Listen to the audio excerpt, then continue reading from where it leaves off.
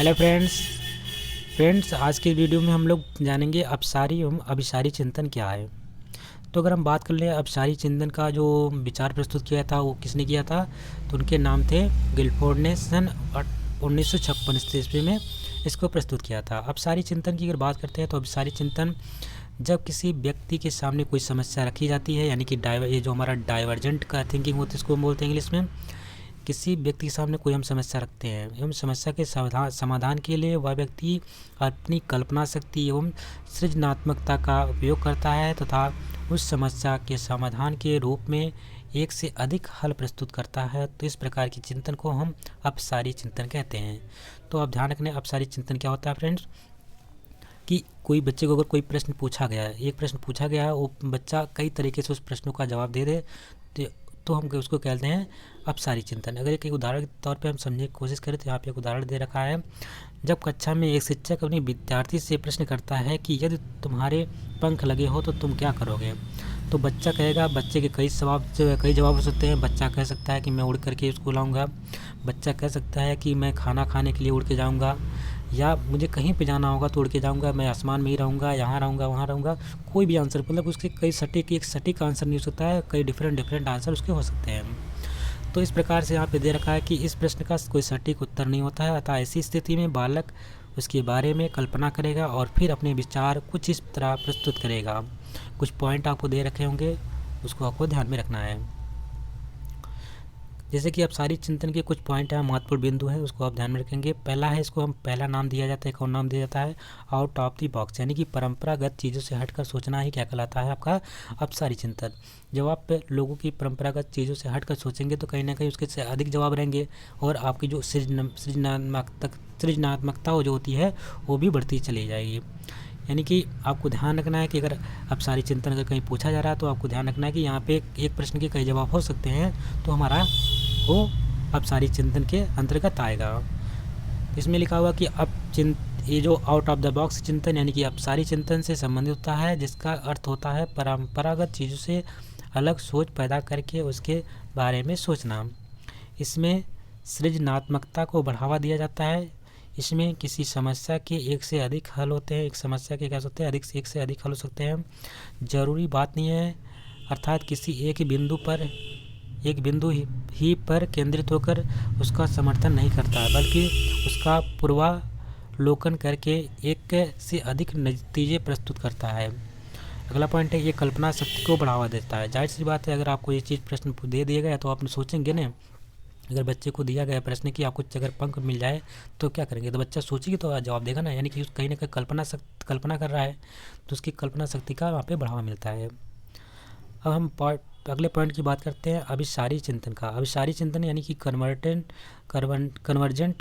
Thinking. ये क्या होता है फ्रेंड, इसमें समस्या एक ही बिंदु पर केंद्रित होती है तथा समस्या का एक ही हल होता है। यानी कि जो समस्या होती है किसी एक बिंदु पर केंद्रित रहेगी और समस्या का सिर्फ एक हल हो सकता है। जैसे कि किसी बालक से पूछा गया भारत की राजधानी क्या है, तो क्या बताएगा, दिल्ली। अब इसका तो दूसरा ऑप्शन तो हो नहीं सकता है कि दिल्ली के अलावा, क्योंकि भारत का इसकी राजधानी दिल्ली है ही है, दूसरा ऑप्शन तो हो नहीं सकता है। इसलिए इस पे यानी कि समस्या किसी एक बिंदु पर केंद्रित है और उसका हल भी एक ही है। तो इस प्रकार को हम बोलते हैं अभिसारी चिंतन यानी कि कन्वर्जेंट थिंकिंग। जिससे कि यहाँ पे एक और दिया गया है कि जब शिक्षक बालक से प्रश्न करता है कि बताओ भारत की राजधानी क्या है, तो बालक उत्तर देता है दिल्ली। इस प्रश्न का उत्तर एक ही बिंदु पर केंद्रित है, इसका आंसर एक ही है और कोई नहीं है। कुछ इसके पॉइंट आप ध्यान रखेंगे, प्रश्न यहाँ से बन सकते हैं आपके। तो जैसे कि यहाँ पे दे रखा है कि इसके द्वारा खोजा गया समाधान बंद होता है, यानी कि बंद अंत वाला होता है, यानी कि एक प्रश्न के सिर्फ एक आंसर होंगे, यानी कि इसका जो अंत होगा वो बंद होगा। लेकिन उसमें आपने देखा था जो अंत था कई प्रश्न के, उसका जो यहाँ शुरुआत हुई क्वेश्चन की और जो अंत हुआ था तो उसका ओपन अंत था, यानी कि कई क्वेश्चन कई आंसर मिल रहे थे। इसका उसमें अपसारी चिंतन में जो अंत था यानी ओपन था, और जबकि इसमें क्या है कि इसका जो अंत है वो बंद है, क्योंकि ये क्वेश्चन हुआ और एक ही क्वेश्चन पे जाके ख़त्म हो गया इसका, यानी कि यहाँ पे एक ही अंत हुआ। ठीक है। सेकेंड पॉइंट है, यह बुद्धि को बढ़ावा देता है तथा बुद्धि से संबंधित है, यानी कि ये बुद्धि को बढ़ावा देता है और बुद्धि से संबंधित है कि अगर बुद्धि आपकी तेज है या बुद्धि आपको बढ़ाना है तो इस प्रकार से प्रश्न आप डायरेक्ट पूछिए, डायरेक्ट आंसर सिर्फ मिलेगा। अगला है, इसमें गति होती है, अर्थात इसके द्वारा जो शीघ्र समाधान प्रस्तुत किया जाता है, यानी कि इसमें गति होगी, जाहिर सी बात है गति दिख ही रही है आपको। हमने पूछा भारत की राजधानी क्या है, तो अगर पता है तो बता दिए दिल्ली, तुरंत आंसर मिला। लेकिन हमने अगर सोचने के लिए बोला तो कहीं ना कहीं सोच के, यानी कि टाइम लग रहा है कि हम क्या क्या कर सकते हैं, क्या क्या चीज़ें कल्पना करके अब सारी चिंतन में, तो वहाँ पर टाइम लग रहा था। इसमें क्या है कि यहाँ पर गति मिलती है, बिल्कुल बात सही है। पॉइंट नंबर 4 है, इसके द्वारा खोजे गए समाधान अधिक शुद्ध होते हैं। बिल्कुल सही है, अगर आपने पूछा इसका आंसर जो होगा सीधे एक ही होगा, और जो समाधान में होगा बिल्कुल शुद्ध ही होगा। यह तत्वों पर आधारित होती है, बिल्कुल बात ये भी सही है। अब जो भी प्रश्न आपके एग्जाम पॉइंट ऑफ व्यू से इंपॉर्टेंट है वहाँ पे कराए जा रहे हैं सीटेट, खास तौर पे सीटेट में इस प्रकार के प्रश्न पूछे जाते हैं। तो यहाँ पे लिखा हुआ है एग्जाम में पूछे जा सकते हैं अपसारी चिंतन एवं अपसारी चिंतन के ये प्रश्न, तो आपको इसको 2021 में ये पूछे जा रहे हैं और उसको ध्यान में रखना है। पहला प्रश्न यहाँ पे देखने को मिलेगा आपका। प्रश्न नंबर 1 है, सृजनात्मकता मुख्य रूप से संबंधित है, यानी कि creativity is a primarily related to, किससे रिलेटेड है?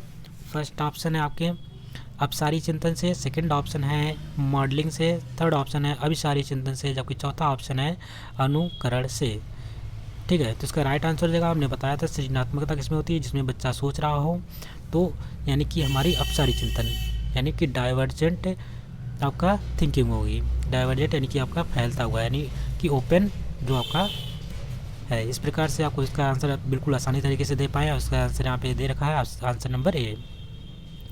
सेकंड प्रश्न में पूछा जा रहा है, किसी समस्या के एक से अधिक हल होने पर कौन सा चिंतन हो सकता है? मान लीजिए what will be the consideration of if a problem has more than one solution?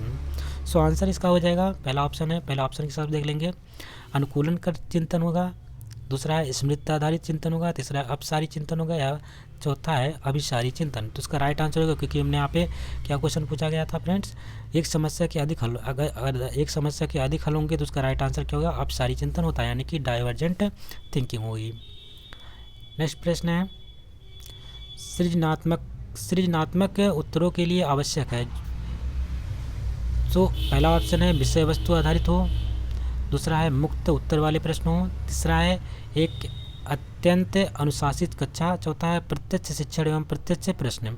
तो डायरेक्ट क्वेश्चन डायरेक्ट आंसर तो हो नहीं सकता है, क्योंकि ये क्वेश्चन पूछे उसका डायरेक्ट आंसर मिल गया तो आपका अभिसारी में आ जाएगा फ्रेंड्स।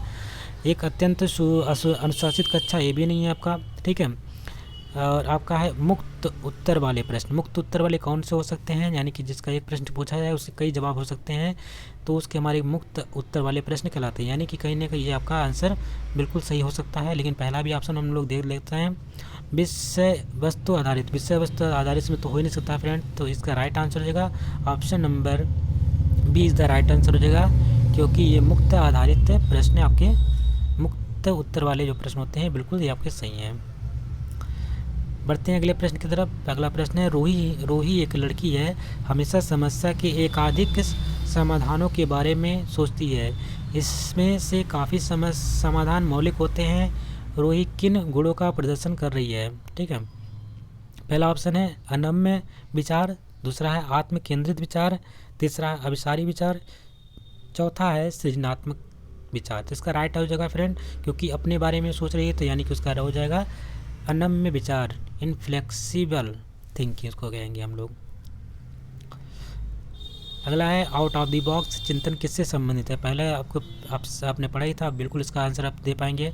तो इसका ऑप्शन पहला ऑप्शन दे रखा है यहाँ पे अनुकूलन चिंतन से, दूसरा है स्मृति आधारित चिंतन से, तीसरा अपसारी चिंतन से, या चौथा है अभिसारी चिंतन। तो आपसे क्या पूछा? आउट ऑफ द बॉक्स, यानी कि परंपरागत से चीज़ों से हट कर सोचना। किस में हम सोच सकते हैं? जब हमारे पास एक क्वेश्चन के कई जवाब देने का मौका मिलेगा तभी हम सोच सकते हैं कि परंपरागत चीज़ों से हट करके, यानी आउट ऑफ द बॉक्स। इसका तो इसलिए इसका राइट आंसर हो जाएगा ये हमारा किस में आ जाएगा? अपसारी चिंतन में, यानी कि option number C is the right answer.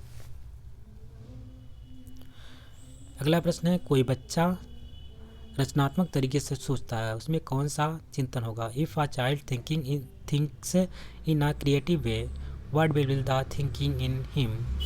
सो पहला ऑप्शन है अनुकूलन चिंतन, दूसरा है स्मृति आधारित चिंतन, तीसरा अपसारी चिंतन, चौथा है अभिसारी चिंतन। यानी कि अगर वो रचनात्मक या सृजनात्मक तरीके से सोचता है, यानी कल्पना से सोचता है, तो कहीं ना कहीं आपको देखने को मिलेगा ये एक प्रश्न के कई आंसर वाले चीज़ों में। तो एक प्रश्न के कई आंसर किस में हो सकते हैं, जिसमें हमारा ओपन हो, यानी कि अपसारी हो, फैला। अपसारी का मतलब फैला होता है फ्रेंड। तो फैला तभी मिल सकता है जब हमारे एक प्रश्न के कई जवाब हो सकते हैं। इस प्रकार से हमने एक प्रश्न पूछा, यहाँ से मतलब प्रश्न पूछा, तो उसके कई जवाब हमारे यहाँ से आ रहे हैं, तो ये हमारा देख रहे हैं कि फैलता हुआ जा रहा है इधर साइड में, तो ये हमारा अपसारी हो सकता है। इसलिए इसका राइट आंसर होगा option number C is the right answer. अगला प्रश्न है क्लोज्ड एंडेड किससे संबंधित है। सो आंसर में पहला ऑप्शन दे रखा है अनुकूलन चिंतन से, दूसरा है अभिसारी चिंतन से, तीसरा है स्मृति आधारित चिंतन से, चौथा है अपसारी चिंतन से। तो क्लोज किस में होगा, जब एक प्रश्न के एक ही आंसर होंगे तो उसको हम बोलेंगे क्लोज एंडेड। तो इसका यानी कि हमारा सेकंड में चला जाएगा अभिसारी चिंतन, एक कन्वर्जेंट थिंकिंग। इसका राइट आंसर होगा ऑप्शन नंबर बी। प्रश्न नंबर नेक्स्ट है समस्या एकमात्र समाधान किससे संबंधित है। समस्या का एकमात्र समाधान किससे संबंधित है। What is the only solution to the problem. एक सोल्यूशन, एक प्रॉब्लम का एक सोल्यूशन किस में हो सकता है, तो हमारा जो अभिसारी चिंतन होता है उसमें होता है। तो इसका राइट आंसर होगा ऑप्शन नंबर डी, यानी कि कन्वर्जेंट थिंकिंग में। तो इसी के साथ कुछ प्रश्न यहाँ पे कराए गए थे, बहुत ही इंपॉर्टेंट थे आपके सीटेट एग्जाम के लिए। अगर आपको वीडियो अच्छी लगी है तो उसको लाइक करिएगा, शेयर करिएगा, चैनल पर नए हैं तो चैनल को सब्सक्राइब कर लीजिएगा। मिलते हैं नए वीडियो में, तब तक के लिए नमस्कार, जय।